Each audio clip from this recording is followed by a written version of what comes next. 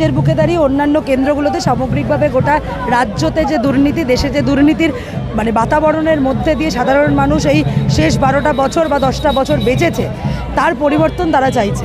এই চোরেদের বিরুদ্ধে, দাঙ্গাবাজদের বিরুদ্ধে দীপশিতাদের মতো সাধারণ মানুষের জন্য যারা কাজ করেছিল তাদেরকে হচ্ছে গিয়ে সংসদে পৌঁছে দেওয়ার পরিকল্পনা, চেষ্টা সাধারণ মানুষ করছে, যাতে হচ্ছে আগামী দিনে এই শ্রীরামপুর লোকসভার কথা হচ্ছে গিয়ে দিল্লিতে পার্লামেন্টে পৌঁছে যায়। দীপশিতাদের মতো কম বয়সী প্রার্থীদের জন্যই কি ছাত্র যুবরা অনুপ্রাণিত হচ্ছে? আসলে আমরা তো বামপন্থী ছাত্র আন্দোলনের কর্মী, দীপশিতাদি এবং আমরা প্রত্যেকেই। বামপন্থা তো আমাদের প্রগতির কথা শেখায়, এগিয়ে যাওয়ার কথা শেখায়।